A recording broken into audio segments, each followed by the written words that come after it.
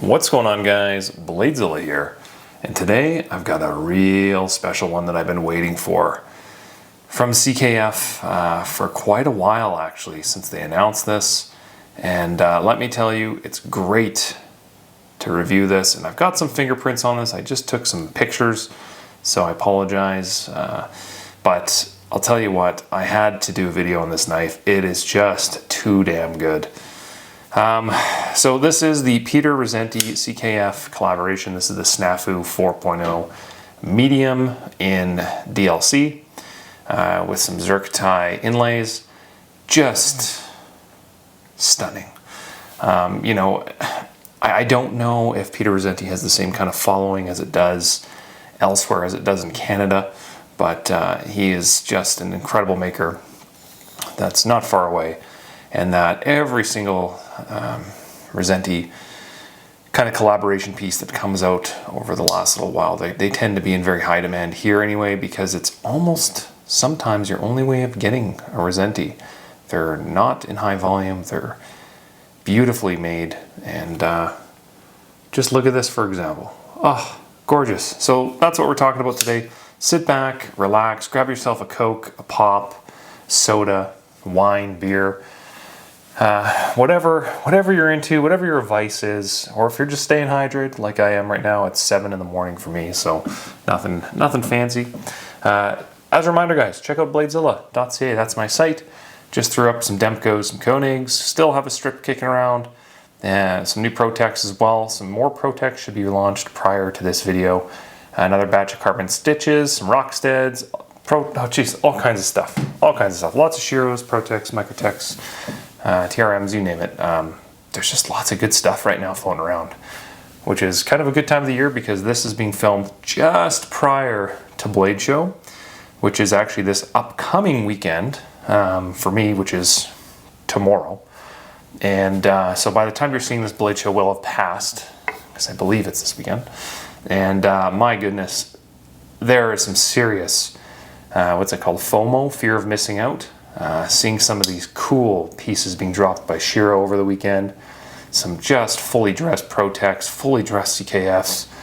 Some Sinkovich stuff that's just to die for. Oh, it's a great weekend for the knife enthusiasts. So if you got to see some cool stuff over the weekend, leave it in the comments. I would love to see kind of what you picked up or what really ticked the boxes. But we're not here to talk about that or BladeZilla. We're here to talk about the Snafu 4.0, and I believe they're calling it a medium DLC. Where do we even get started on this? Well, it's an integral. An integral means it's milled out of one piece of titanium. It's got the DLC or diamond-like coating throughout, so it's going to be real durable. When they do the integrals, lo and behold, there's no internal milling. Or in very rare cases, they have some kind of internal milling, but not in this case. It's just, you can't really angle a bit at a 45-degree angle that I'm aware of.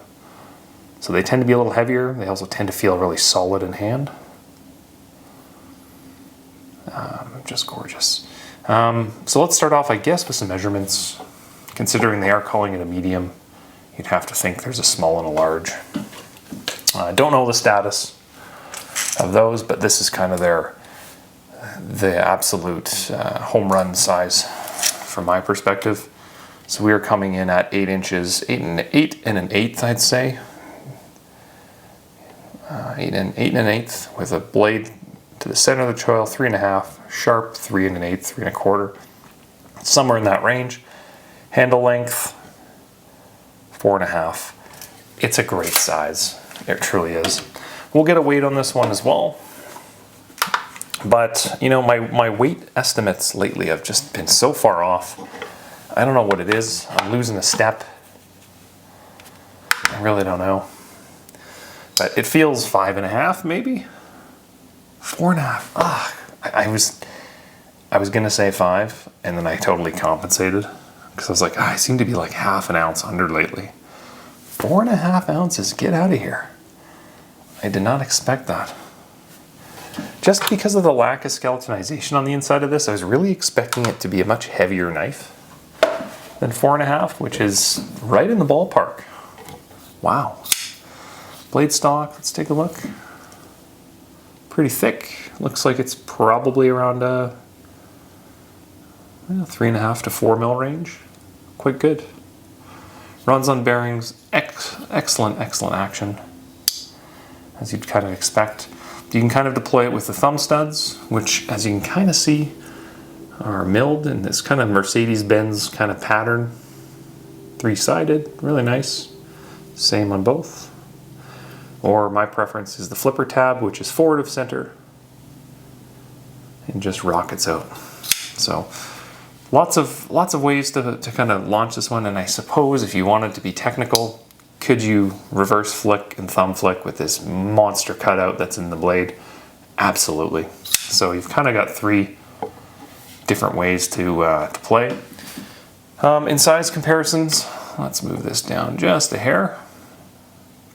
And what do we want to start with? The usual Shiro lineup, because we could do that. Let's go right to the big boy, F95.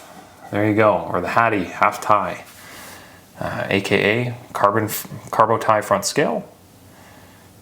Gorgeous knife. This is from, I think, 2021 with the copper backspacer. I've shown this one on the channel lots, but we're just going through the sizes. As normal, we'll grab a Stellar, which is Shiro's medium. There you go, production Stellar, M390. Very similar size-wise as this. A little chubbier in the handle, but the blade on the Snafu is much bigger. Let's keep rolling down the sizes. A new one that I grabbed that's going in my case for the foreseeable future is an R1 Neon. I just think patterning on these, and I haven't done a video on this. I just put the knives up on the channel, or on the, not channel, geez, on the site. In fact, it's this one that I photographed and figured, let's throw it in the case. I had a neon light floating around and I can't seem to find it. And this is why I keep things in the case beside me, because as soon as they leave the case, they end up in like my wife's glove box or purse or anyway. So this is a super sick new model.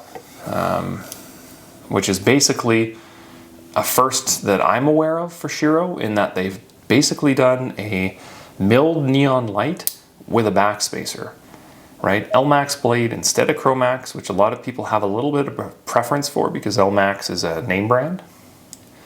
But, and I'll do a full-length video on this knife, having that titanium backspacer on there adds a ton of value, because to get that backspacer on there, you're typically going with a Neon Zero, which they haven't done in a year. So now the gap between this and a Neon Zero, really not that big. And the R1, whether you like the patterning or not, it is cut right into the knife instead of being laser etched, which is just a nice fun pattern. Looks great, and it's throughout.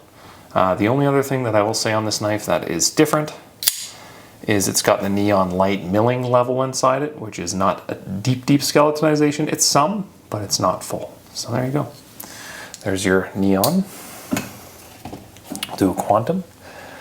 This particular one is a Quantum Ursus Tan, which they just launched a new model of Quantum Ursus. Are they calling them Quantum Ursus? No, they're Q95s. A lot of people think that the new Ursus line should have been called the Q3s, because the F3 comparable, right, liner lock 3, F being the F95, and now it's basically a Q95, which is a Quantum 95mm length, and it's a liner lock. So new line coming. Hopefully I'll have some of those in the coming weeks. They're a great looking knife, full micarta as well, which is a rare for a, I don't think they've done that at all in any of the Ursus lines. They've always been kind of just, well, Quantium G10 or lightly milled tie with an inlay in G10. So yeah, that's going to be a fun one to take a look at. Do we want to go any more? The Astrum will do a nice comparable on that in the Shiro world. There you go. And then we'll jump into a couple other brands.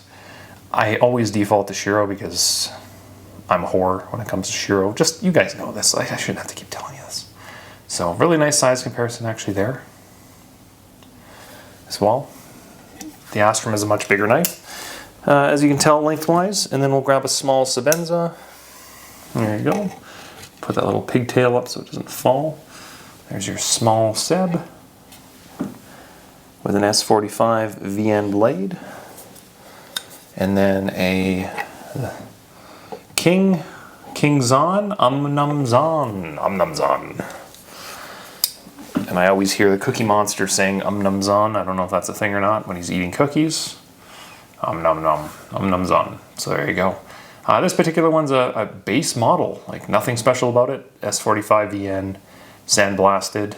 Frame, as you can tell, it's not glass blasted. So it's got nice, rich texture to it. I would love to, at some point, get a glass blasted MagnaCut, but beggars can't be choosers. They're hard to find. They're real hard to find lately. I'm not going to show you the Seb 31 because it's kind of self-explanatory. And what else do we want to show? It's kind of in the same wheelhouse. We could do the Roosevelt. That one gets asked about a lot, surprisingly. Nice small knife, mid-tech as well. And I think that's where we're going to kind of stop, other than maybe one more. And then the Stang Pyrenees out of Alberta as well. If we're going to be comparing some Canadian makers, there we go. Couple absolute legend pieces side by side. So there you go. Derek Stang's the maker of these guys out of central Alberta. So pretty cool. I did a video on this one as well in the past. I would love to kind of compare this with one of the newer models. They've kind of improved the knife regularly with all kinds of little tweaks. It's a manufacturer, it's an owner that really takes a lot of feedback from its customer base.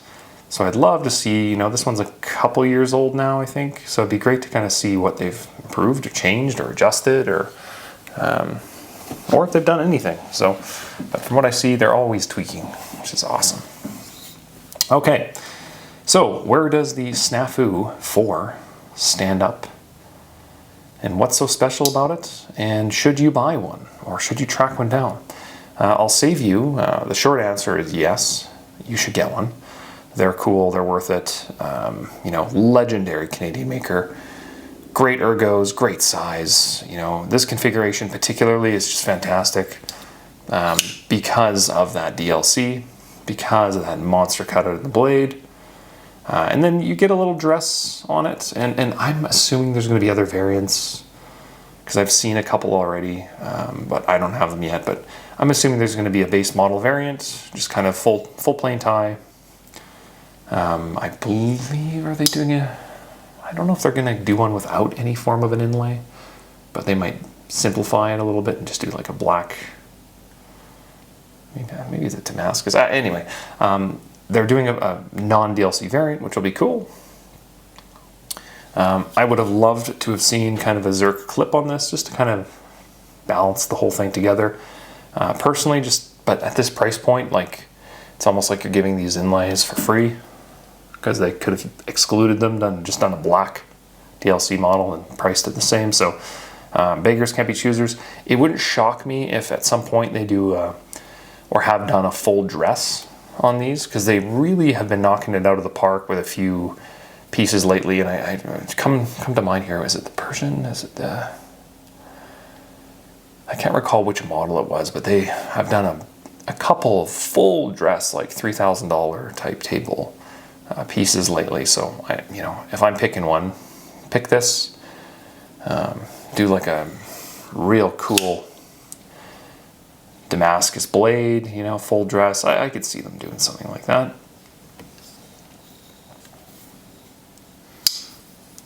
Speaking of that blade, I believe they're M398. I thought that's what I saw in the literature, and they should say, is it on the tab? Oh, there we go. This guy is number 13, M398. There you go, I was right. They really like their bowler over there, which is awesome. So great steel. M398 is basically an S90V from Bowler. You do have access if you want to throw a lanyard on the back here.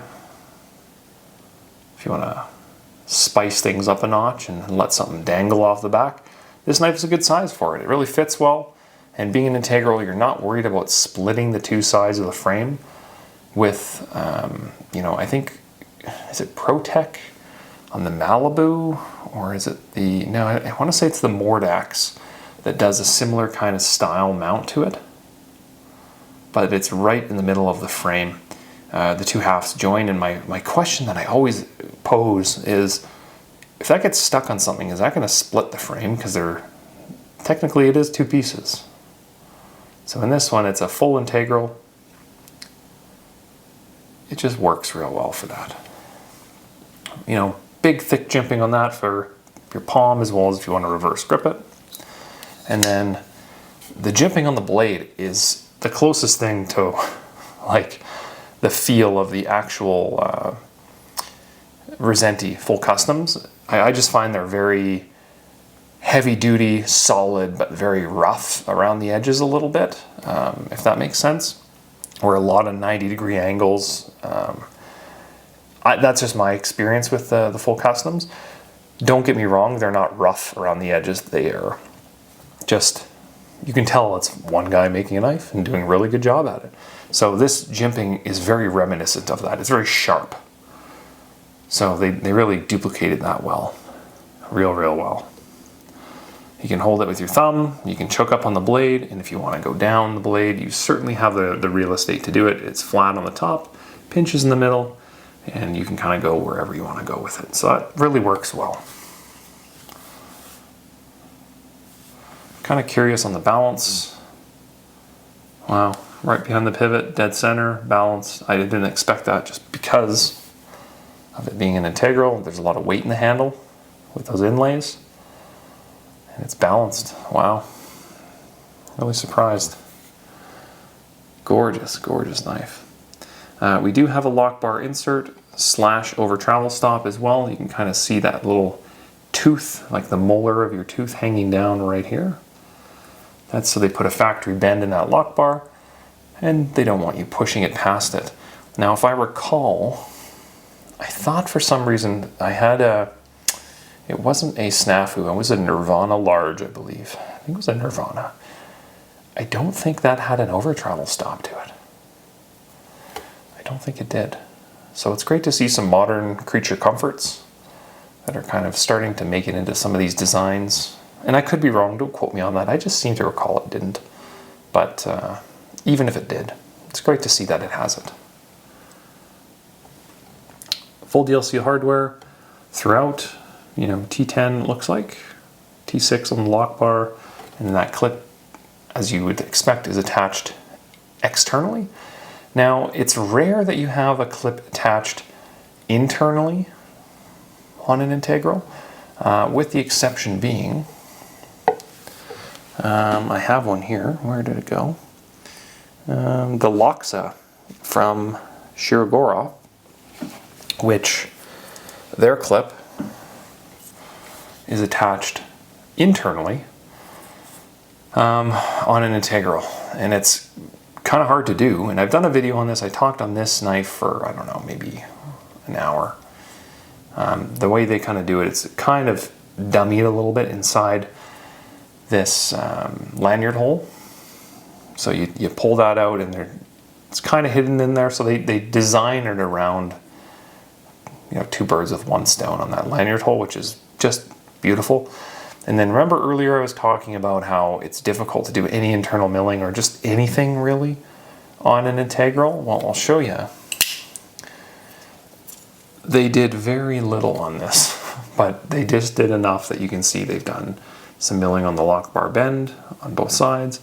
And then they were able to etch, I don't know if you see it here, they must do it at an angle, the serial number on the knife, just inside there, which technically is on the inside of the frame, but they must angle the tooling to get inside there. So it's difficult to do anything on the inside of an integral, let alone, like this piece is very in a different price point, but it's difficult. Typically when you see guys milling anything on the inside of an integral or doing anything, it'll be like on the actual back of it. So if I'm looking down inside it, it would be on the inside of that. They would do like a little, etching pen or something like that. That would be the real estate they would do it, looking directly inside there. But that would be kind of it, because you can't angle any of the hardware to do much.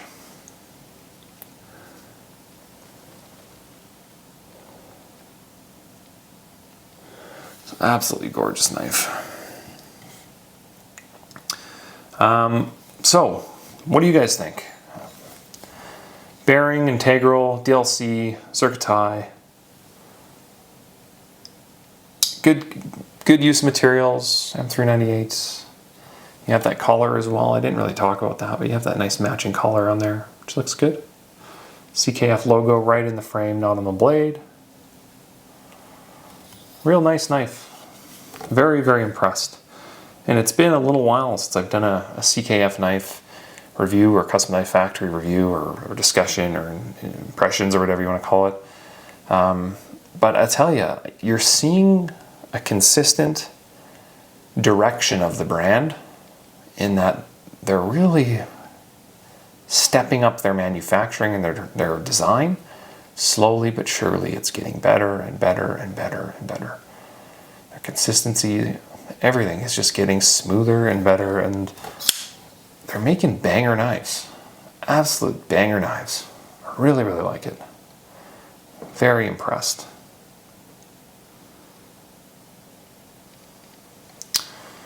So that, I guess, I don't have a whole lot else to talk about on this knife. I'm not going to sit here and fling this and hurt myself or throw it into the tripod, which is 2 inch, well, half a foot, I guess, from where I'm holding the knife. So a lot of you guys ask sometimes, oh, why don't you flick it more and do this? I'm literally holding my hands at like a really hard bend.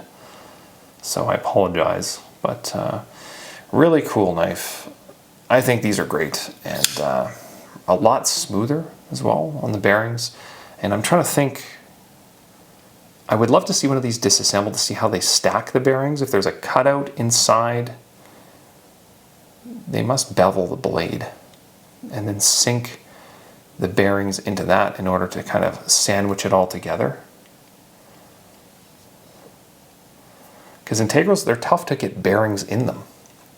Just think about that. Without modifying the blade, you put a bearing on top of a blade, and well, now it doesn't fit inside the handle. And the tolerances here aren't huge. As you can see on each side of that jimping there, the tolerances aren't huge. There's not much wiggle room in there, so I'm assuming they cut into the blade because it's just too darn smooth.